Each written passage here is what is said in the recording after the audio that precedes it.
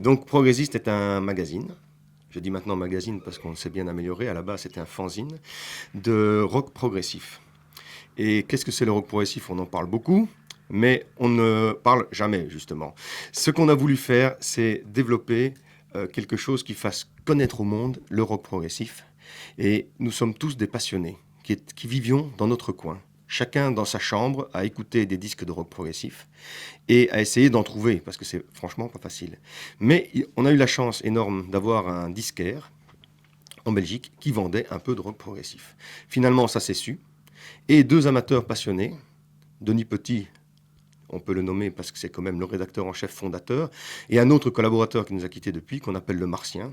On dit toujours qu'il a retourné sur sa planète Mars. C'était un type complètement fou qui passait ses nuits à traduire les paroles de Peter Hamill ou prenait des projets complètement invraisemblables, genre de type absolument ingérable, c'est pour ça qu'il n'est plus là. Et ces deux-là se sont un jour dit, eh bien, pourquoi est-ce qu'on ne créerait pas un magazine pour tenter de diffuser la musique en Belgique? C'était complètement débile parce que ils étaient deux, bon, peut-être qu'il y en avait un troisième ou un quatrième, mais faire un magazine pour 4 pelés parmi 10 millions, c'était absolument idiot. Mais enfin, on se fait plaisir. Denis a la chance d'être un excellent graphiste, c'est son métier, infographiste. Donc, très belle mise en page. Le premier numéro sort, on l'appelait numéro 0, 10 pages. Bon, on va pas faire payer les 10 pages. Combien est-ce qu'on en fait? Bon, ils en font 10. Allez 20. Allez. On en fait 20. Et ils ont été déposés dans tous les marchands de disques de la région. Namur, etc., ou Havre, Bruxelles. Et finalement, un jour, je suis tombé sur le numéro 2, je crois, ou le numéro 1, je ne sais plus exactement. Et j'étais complètement tétanisé, parce que je me suis dit, oh, il y a d'autres cinglés que moi. J'ai regardé combien ils étaient. Bon, ils étaient que 2, c'était pas énorme, mais bon. J'écris tout de suite avec un chèque, je m'abonne à votre revue. Il n'y a même pas les prix, mais j'ai dit j'ai un chèque et je vais leur donner, je ne sais pas combien je donnais, 500 balles ou 1000 balles à l'époque. J'ai dit je m'abonne à votre revue, c'est formidable, vous avez osé faire ce que je n'ai jamais osé faire, parce que moi j'étais tout seul, bon, eux ils étaient deux, allez. Et finalement, ils ont évidemment tout de suite répondu, ils ont dit ah, toi aussi t'aimes le rock progressif, mais pourquoi tu connais, qu'est-ce que tu connais? Alors j'ai discuté un tout petit peu, je dis bon ça va, tu n'as pas envie d'écrire pour nous? Ah bah oui, ils ont renvoyé le chèque, ils ont dit ok tu fais partie de l'équipe. Et puis ils m'ont dit, tu connais vraiment bien la musique des années 70, donc tu vas faire les trésors de brocante, ça veut dire les vieux disques qu'on va présenter aux gens. Et finalement, de fil en aiguille, je devais faire une page par numéro trimestriel, c'était pas bien grave. Le problème, le magazine est passé en offset, 132 pages, couverture couleur, qualité professionnelle. Bon, 132 pages, il faut les écrire, donc pour le moment, j'en suis à une trentaine de pages dans le magazine au bas mot. Dieu merci, on a recruté fameusement, donc maintenant on est une douzaine de personnes qui travaillent là-dedans, tous passionnés, plus les uns que les autres. Il y en a qui abattent vraiment beaucoup, beaucoup de boulot, pour qui c'est quasiment un second métier, une seconde raison de vivre. J'en fais partie, je dois dire.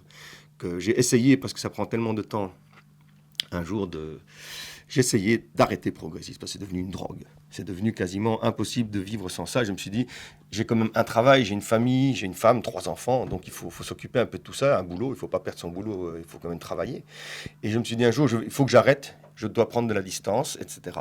Et j'ai donc arrêté pendant 2 mois d'écrire. J'ai arrêté pendant 2 mois d'écouter de la musique dans le but d'essayer de la faire connaître. Je l'ai dit, je l'écoute maintenant pour moi. C'est devenu impossible. Je devenais invivable, je râlais, je m'embêtais finalement. Pourtant, je fais toutes sortes d'autres, j'ai des tas d'autres activités, mais là, tout d'un coup, un creux, un vide. Et je m'y suis remis à fond la gamelle.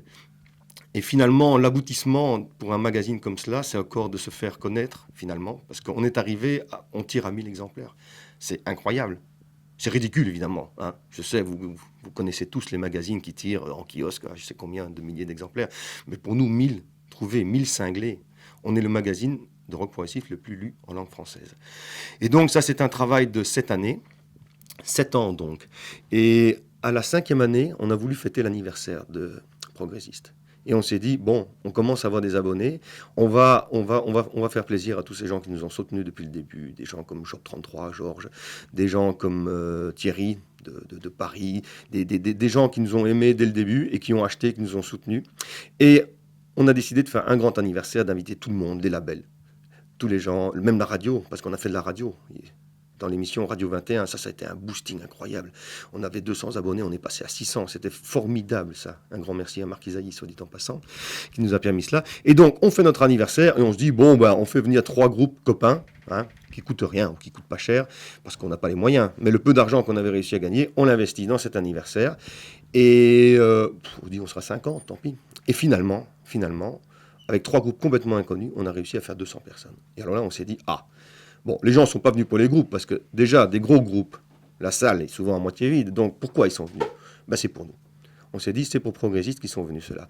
Alors, du coup, l'année suivante, on a décidé de remettre ça en marche et de faire de nouveau une sorte de convention anniversaire, parce que le but, c'est pas tant un festival, c'est pas tant présenter les groupes, quoique cette année, mais c'est surtout pour rencontrer les abonnés, rencontrer tous les passionnés de rock progressif, parce que c'est ça le but. On a envie de se parler, on a envie de se connaître les uns les autres, et de passer des longues heures autour d'un verre de bière ou à discuter de musique, de toutes les passions qu'on a, etc. Et l'année passée, nous avions fait, on a presque appelé déjà un festival, on avait fait venir une grosse tête d'affiche, Mosley Autumn, qui nous avait rempli la salle. C'était magnifique. Et même si les 2 autres groupes étaient des groupes nettement plus inconnus. Et alors, cette année, on a décidé carrément le pari. On a dit, on va pas faire de tête d'affiche, c'est trop facile. Il y a des tas de groupes qui sont passés ici au Spirit of 66, qui ont fait 20-30 personnes et dont la musique est exceptionnelle. Il faut faire connaître ça à nos copains, puisque nos copains viennent pour progressistes. Alors, nous, ce qu'on va faire, on va faire venir ces groupes-là au Spirit of 66. Et on a vu grand, très grand. Pas trop grand, ça marche très bien.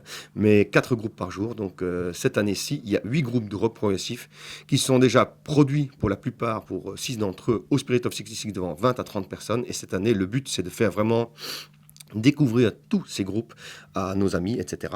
Et il y a des stands de disques, des vendeurs de CD qui peuvent proposer ces disques. Et comme ça, on continue à transmettre le mouvement, comme le disait Gigi dans l'interview qui vient de passer, la mission.